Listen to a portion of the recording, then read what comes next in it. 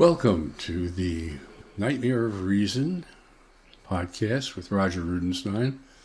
I'm Roger Rudenstein, and today's podcast is entitled Got Arpeggios? Phillip Glass's opera Akhnaten and the Emperor's New Clothes. Phillip Glass came to prominence with an opera called Einstein on the Beach. And as I mentioned in a previous podcast, he had saved up his money and he had rented the Metropolitan Opera House. And he had gotten Robert Wilson, one of Europe's best designers, to create the sets. And the whole enterprise was a total success, and it launched him into fame and celebrity. Interestingly enough, Einstein on the Beach is almost never done today. So it didn't even last, 30 years, or maybe it was 40. But other operas of his were done, which are no longer done. And like Satyagraha, I'm probably not pronouncing that. And he did have, however, a lot of success with an opera called Akhnaten, which is about the Egyptian pharaoh who terminated the worship of all the Egyptian deities that were being worshipped and came up with the idea of having only the sun god, one god, and thus is sometimes looked at by people in our era as the person who began the worship of one single god. However, that may not be really true, but that is how he's looked upon today.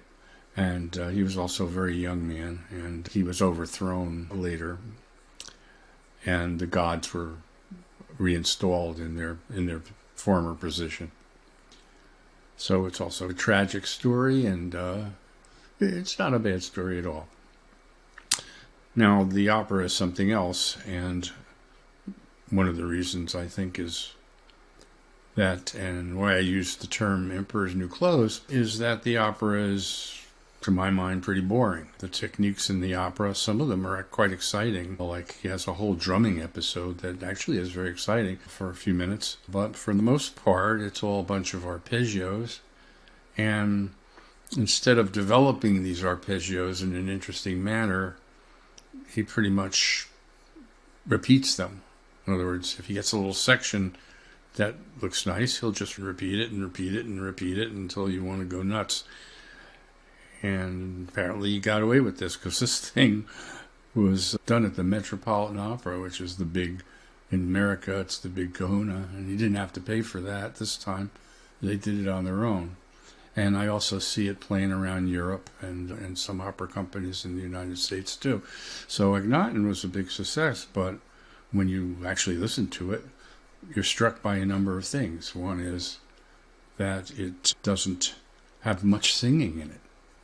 And the singing that it does have, he'll do a little phrase, and then they'll repeat that phrase, and then they'll repeat that phrase, and then they'll repeat that phrase. Sometimes, usually with orchestral interludes, but the same phrase, exactly. Like a duet for sopranos, sounded very nice. It was they did a nice couple of bars there. But then, lo and behold, there he's doing it again, the same exact notes, and then a little later again. And then a little later again.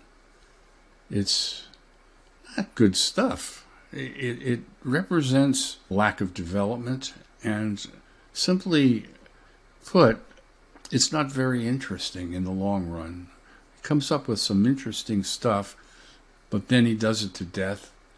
Or other parts are just merely not interesting, and they go on in this low-key way with no singing. Maybe, and it didn't sound like it was a dance, although I was just listening to it, not watching the actual opera. I guess you could fill it in with some pantomimes or some low-key kind of dance, although it wasn't very dance-like music. But it just goes on and on.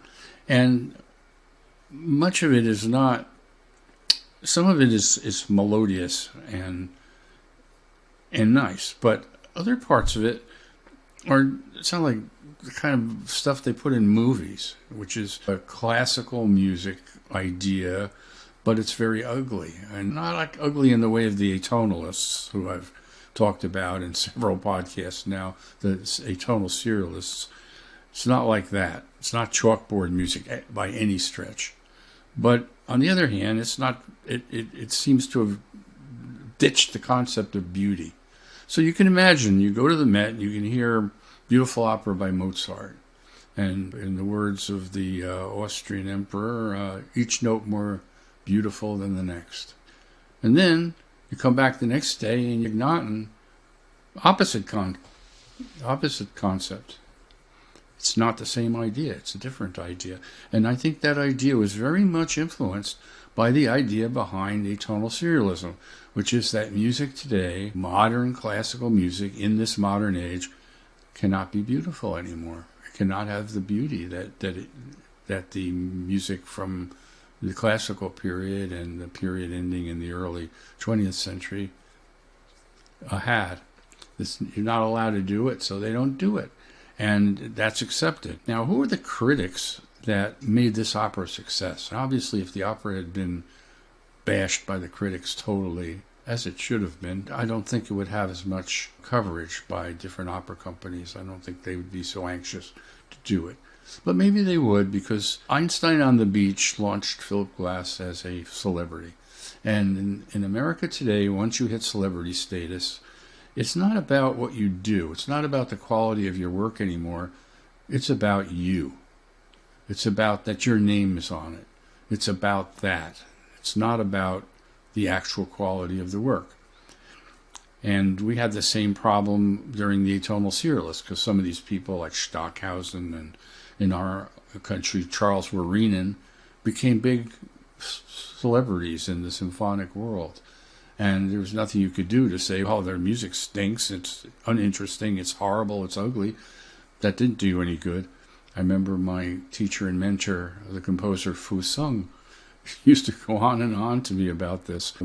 Citing the Emperor's New Clothes, the story of the Emperor's New Clothes. And we just couldn't get over it. It's the same thing maybe you would have, if you're not familiar with any of this, if when you look at Trump and you say to yourself, how in the world could anybody worship this guy? I think he's such a great guy. He's clearly a stupid idiot. He's ignorant. He's a buffoon. And he's a con man. And it's obvious. And it's hard to account for the fact that he goes to these rallies and these people adulate him. That he's got a whole base, maybe 30% of the voters in the United States would vote for him. Or maybe more, maybe up to 40%. Maybe even up to 50%. But aside from voting for him, there's a good 20 or 30 who worship the guy in a cult-like manner.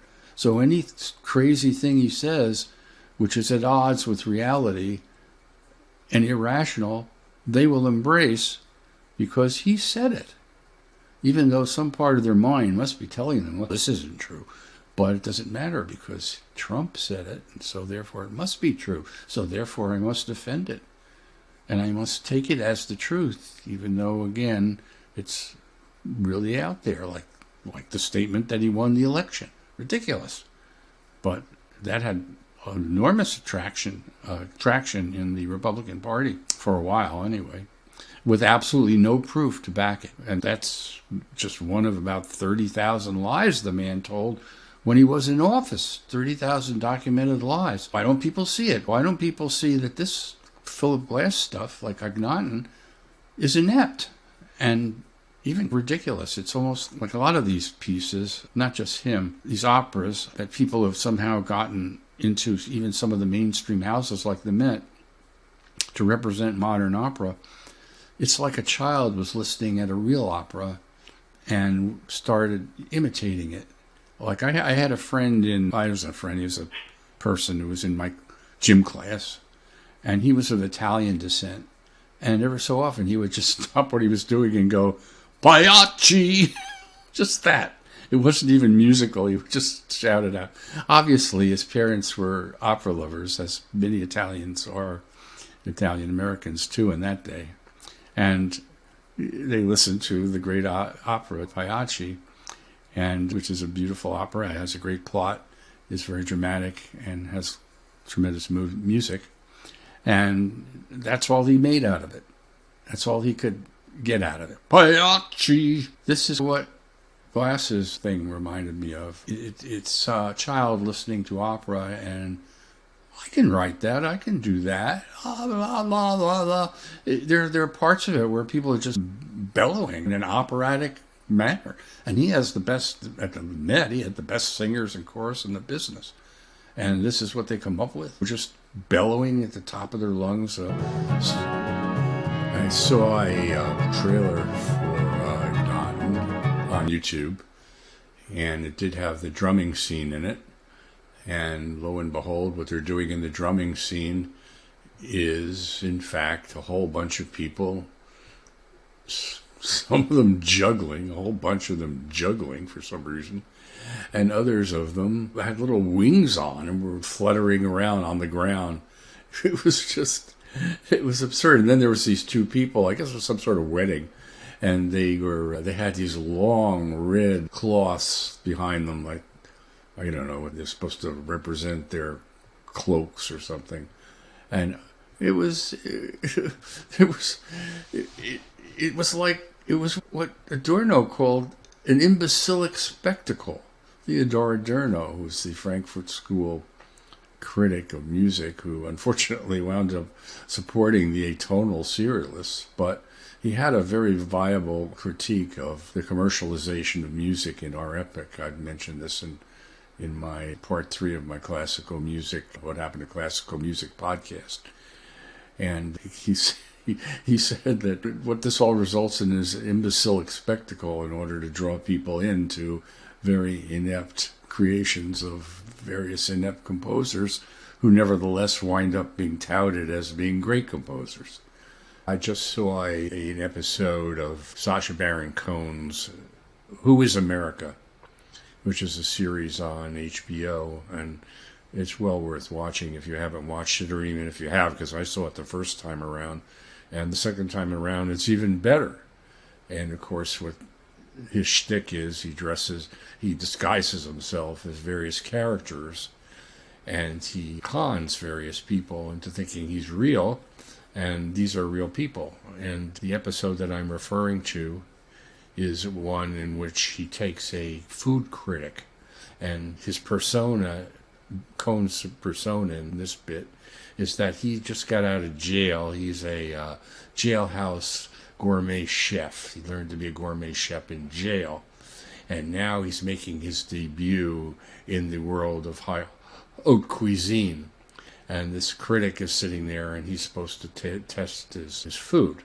So he starts out with a little appetizer, which is like little pieces of Ritz cracker with a little dinky piece of cheese. It's the size of your fingernail, and there's 5 of them. And the critic just starts testing these, starts eating one of them, and he says, "Oh, wow, this is very good. Is this cheddar?"